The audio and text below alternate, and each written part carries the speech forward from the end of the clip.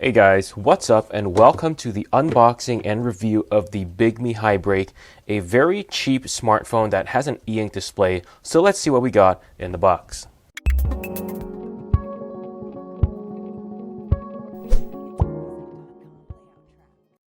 So first we'll start with an unboxing of the Bigme Hibreak. So it comes in a pretty plain white box. There's really not much else to talk about here. Just open it up and see what we have inside. And here we have the phone. Those are fairly big bezels, but we'll see if that affects the aesthetics or the use. But first, let's look at the accessories first. So here we have a user manual. This is in English, not super useful. Going to put that aside. They also give an FCC sticker. And I don't know what that is, but I think that's the serial number.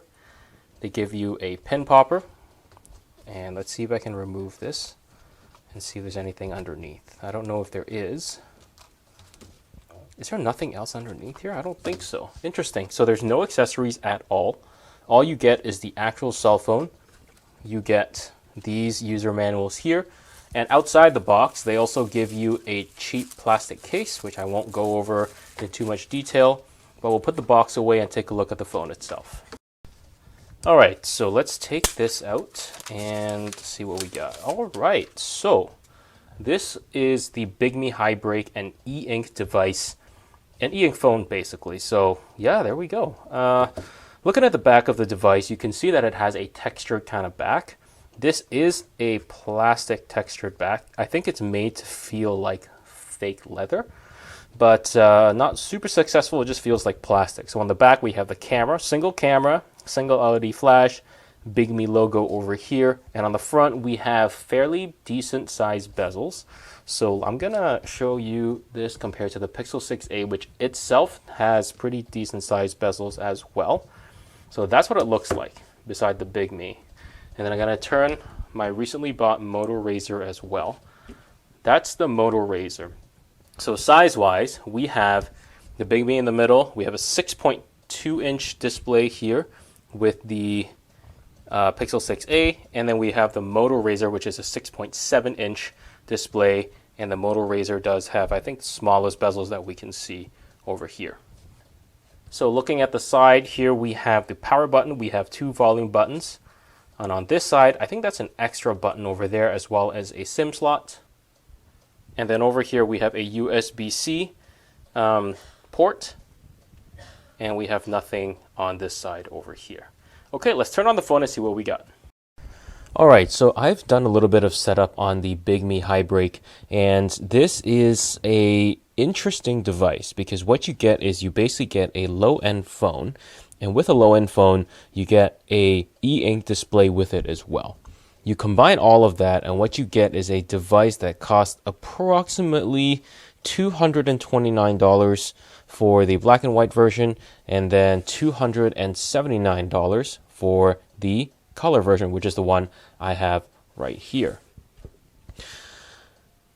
So let's start with the screen first. So the screen here is a 720p display with an e-ink Kaleido screen. So the display is a lower resolution. It is a 6-inch display. It has bigger bezels than what you would see, but this is an e-reader. It's also a lower end device as well, so you do have to take that into account.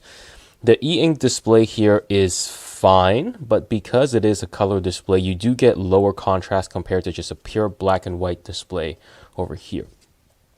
So right now I currently have this display in the fastest mode possible, the fastest video mode possible. So you will see a little bit of ghosting. If I go over here, you'll see that there's some outlines over here of what's happening or what was the previous screen. So if I double click this, you'll see that it redraws and then it becomes pure white again.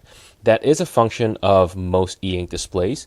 You'll see that it looks like it's about 15 frames a second in terms of the refresh rate, and that's about as fast as it will go.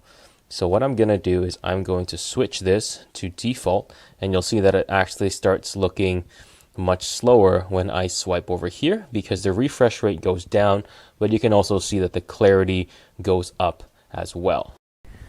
Again, because this device is a combination of a cell phone and an e-ink device, it's a little bit challenging to review it, because if you ask me whether this has a good display for a cell phone, I'll say no, it's horrible. It's 720p, 15 frames a second. But then again, you can't compare it to a full-on smartphone like this Moto Razr that I have here, right? A completely different class of device.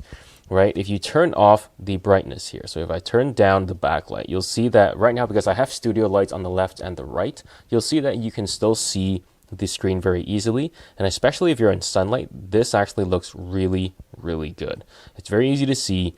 So a interesting use case for this is GPS in the car, because this does have a GPS sensor.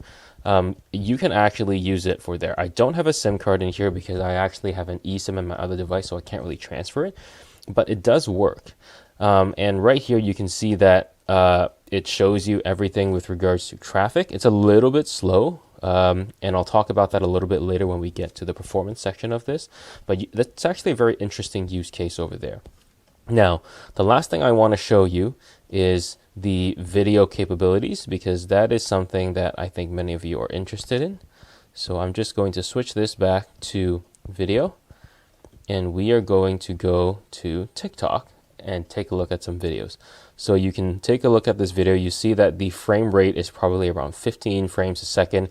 You'll see a lot of banding. The color, I think there's not as many colors on an e-ink display, because usually LCDs have 16 million colors, something like that. You're looking at approximately 16,000, I think. So you can see that there's a lot of banding over there, and the frame rate is pretty low. But that is pretty normal and very expected for a device like this. However, where this device shines, obviously, is with regards to books. So what I'm going to do is I'm going to switch it back to default, refresh the screen, and I'm going to open up a book, and as you can see, perfection. So that right there is exactly what you want this device for, a nice compact device that you can read books with. Alright, next let's talk about the sound of the device. You do have a mono speaker in here, and I'm just going to play a short clip here from TikTok to show you what this sounds like.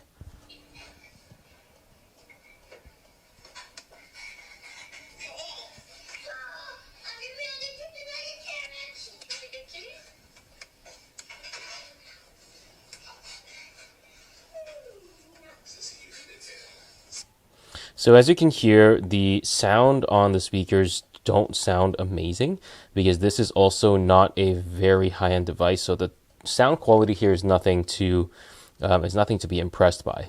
The other weird thing here is that this device doesn't actually include a vibration motor, which I think it's a very strange thing to omit from a cell phone like this, because I don't think I've ever had a cell phone that didn't have a vibration motor. Even tablets had vibration motors. That being said, I don't know if Bigme's tablets had vibration motors. I don't remember, but I don't think their their e-ink device had vibration motors either. So anyway, strange thing to remove, but you do not get that in here. The next thing to talk about here is battery life. The battery life here is, I'll say it's decent, because it is an e-ink display, so you actually save a lot of battery if you're not using the backlight. And without the backlight, I could go maybe 3 to 4 days of moderate use before I had to recharge it. With the backlight, is down to 2 days of moderate use before I had to recharge it. So not super amazing, the battery life here, but definitely passable for cell phones. Now, what I'm going to do is I'm going to talk about the performance, and I will switch this back to video mode to see if I can show you what performance is like. So the performance on this device is not great, because this uses a Helio P35 processor, which many of you who are in the know might remember from a long time ago. Helio P35 is not a very new processor. It is I'll say a low-end processor from MediaTek, and they're using it in this, which is most likely a cost-saving measure. So when you're looking at stuff like that, the device will run okay. I think it's the fact that it's an e-ink display with lower refresh rate, so you can't really see how slow this device runs, but you'll definitely see it if you use this on a proper display. But otherwise, you really cannot see that it's being that slow because the refresh rate is even slower.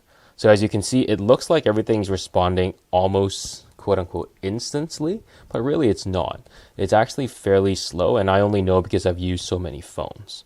So the next thing I'm going to show you is Clash of Clans, and we're going to take a look at that.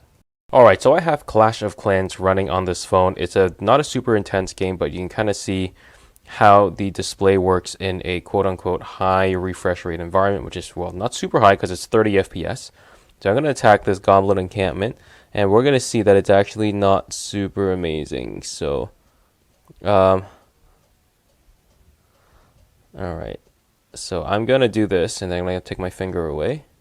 So we're going to take a look at that, and you can kind of see that the refresh rate is not super amazing. It's not as good as can be had. So I really don't recommend this for gaming if you want to game on this. So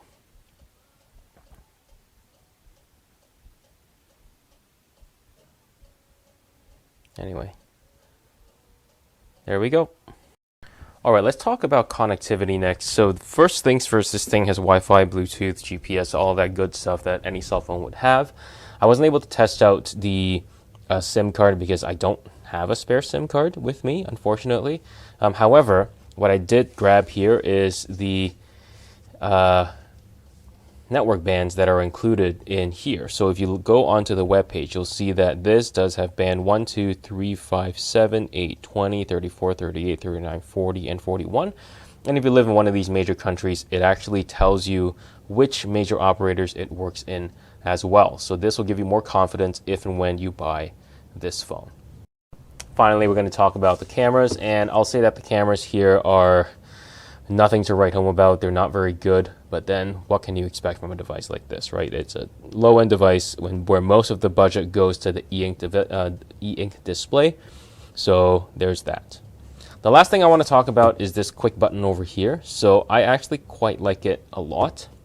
It's a quick button that you can actually use to program to do essentially whatever you want, right? So I have one click here to go back. So if I go like this and I click one click, oh, you know what, let's go to maps, and then if I click one click, it goes back. If I do double click, it refreshes the screen, and then if I long press, it opens up the e-ink center. So I really like this custom button, and I think more phones should do it as well. Okay, so what are my thoughts on this device? This device is a $279 device. If you get the black and white version, it is $229. So you can get it from the Bigme website, which I have pulled up here on my Moto Razr. And it's a very strange device, I'll put it that way. Just because, do you want a phone or do you want an e-ink reader? If you want to combine both, this device is for you. But then the next question I have is how many people actually want to combine an e-ink reader and a cell phone? These are the compromises you have to live with to get both in one device. I would much rather get a cell phone like this and then get a separate e-ink reader from Bigme. They also sell this. This is approximately $320, if I remember correctly, or even $300 flat. So I would much rather get these two than that. But then again, this e-ink reader / cell phone is really cheap, $279. There is no way you can get a cell phone plus an e-ink reader for just $279. Anyway, let me know what you think in the comments down below, and I'll see you guys in the next one.